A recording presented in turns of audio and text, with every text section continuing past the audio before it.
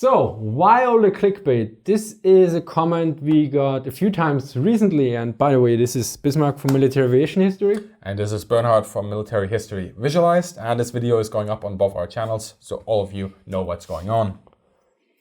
So basically, we adapted our title strategy and our thumbnail strategy lately. Adjusted.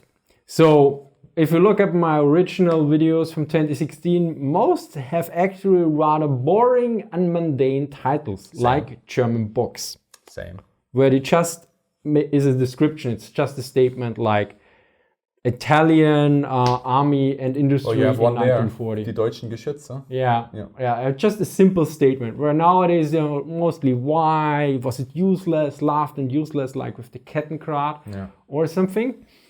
And well, there's a good reason for this. There's way more competition. And also, some people say it's not clickbait, some say it's clickbait. Basically, the one view I heard is, if the content is good, it's not clickbait. And I agree here because, well, the issue is, if we don't use these titles sometimes, somebody else's video will show up instead of ours in the recommended feed. And might be a bit arrogant here, but I think for most of the time we are doing a rather good job with what we put in our videos, whereas with other content creators, not all, we have some problems with their accuracy or their use of sources. We do our thing and they do their thing. But one of the general things we have to take into account is how YouTube works. And there have been many YouTubers that have already talked about this. But generally speaking, a CTR, click-through rate, that's very important. So essentially, just think about it this way. Every time you go on to YouTube, you see a plethora of videos that are being recommended to you. Every single time we put out a video, we have to compete with all those other videos. Now, you might say, you like our channels. You want to watch our channels. You watch all our videos. Perfect. Awesome. Thank you very much for the support. But you are one person and we have bills to pay and we have to get out there and compete with other people. Competition breeds excellence. This is how we have made our channels into what it is, and this is how we try to continuously improve. But we have to make sure that it is viable and that it is economically sound, let's say. So the titles, we both adjusted our titles a little bit. We adjusted our thumbnails a little bit just to get a little bit more because that's the only way we can traction. This is the only way we can get people's attention, because we might have a 25-minute video where we present primary sources, the academic debate, in-depth analysis or in-depth presentation of the topic in question. But all those 25 minutes are absolutely useless because you look at the thumbnail and that won't tell you anything about it. So when you say, it's not clickbait if the content is good, well, you can make an argument there. As long as what is in the title and in the thumbnail is also represented in the video, then I believe you have sort of a win-win situation for everyone. Because it's for us, it gets sound and people get exposed to something that maybe a more boring title, a more boring thumbnail wouldn't have gotten them excited. And also, very important, I upload a video once a week. You upload how many videos? 2 a week usually. 2 a week. So 8 a month. We don't have daily uploads. There are some channels that don't have to worry about this too much because they have evergreen content, let's say, and because they have daily uploads and they can do with a view count and so on. And we also have the issue with YouTube. Sometimes this has gotten a lot better, I think, for both of us, but there is still always some hiccups, and sometimes we see with other YouTubers that are sort of in the same niche with monetization. If I get a single video demonetized, that can ruin a month's income by a significant margin. Same thing for you. Again, it is getting better. I hope I don't swallow these words in a couple of weeks when something big happens again with another apocalypse. We don't know what's going to happen. But this is just how it goes. And as I said, if the title is something completely out of nowhere, you won't believe what this soldier did in World War II. We don't do that kind of stuff.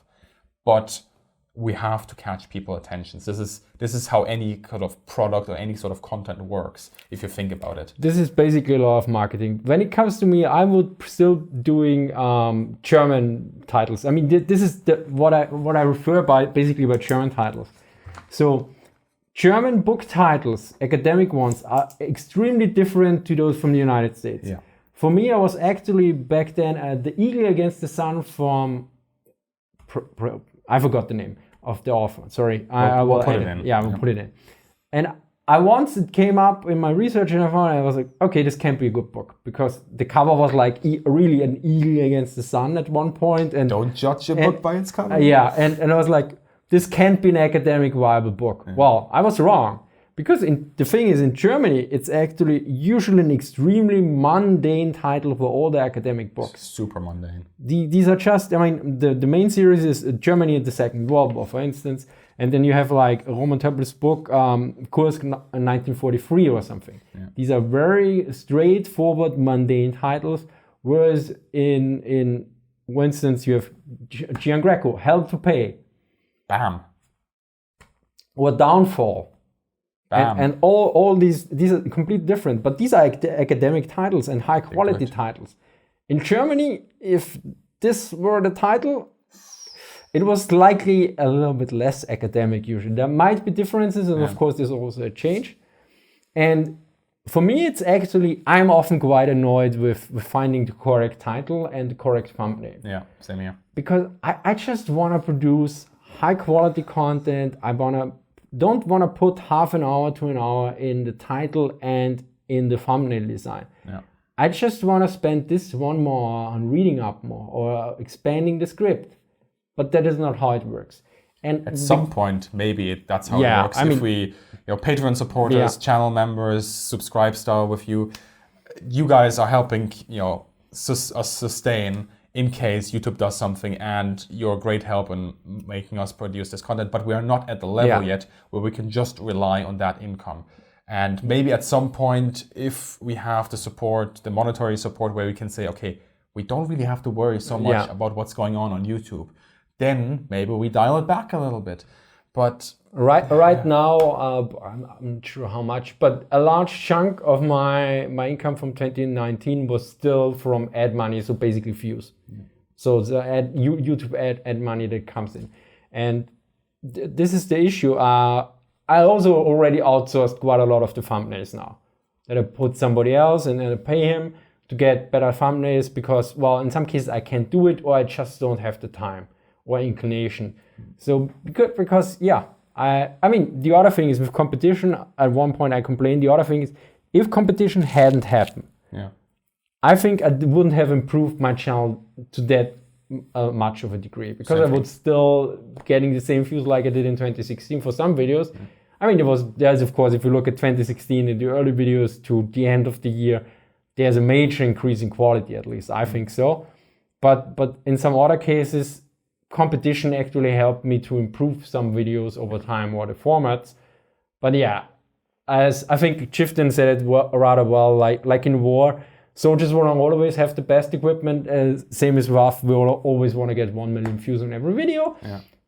Not gonna happen. We have to work for this. And ideally, I would prefer to reaching that 1 million views with using more primary sources. But the reality is, I usually can only achieve it if I have a not really good title and a really good thumbnail, because that makes or breaks a video, I think, in 80% of the cases. Yeah, this is the thing. We work within the system that we are given. There is no sense of complaining about it. We cannot like it. We would press YouTube for change maybe in certain aspects. We would lobby them if we could to change maybe the way the algorithm works or something. We cannot change it, so we're working with what we have, and we're hoping for the best, we're preparing for the worst, and we want to make the content that we can. Competition breeds excellent. We have made our channels into what it is because we also have competitions. We staked our claim, we made made our stand, and we continue to do that. But just keep it in mind, we are on a platform, and we have a product that we have to get out there. In the end of the day, you have bills to pay, I have bills to pay. You all have bills to pay. That's how life is. No sense in complaining. just get on cracking, keep on working, and this is how it goes. Really. So I hope we provided some context that why some people, especially old-time fans, are a bit like, why did your names change of the titles and everything? Well, that's basically the background, because, well, we have to do this. Yeah, well, that's how it goes. Anyway, thanks for all your input, for all your support over the last, years, really. Yeah. You have helped made our channels the way they are. And, I mean, there were certain times when I think it was difficult for us, generally just being content creators on YouTube, when the adpocalypse helped and so on. We persevered. We're still in a flux situation where we're not always sure what's going to happen tomorrow, what's going to happen in 2 weeks' time.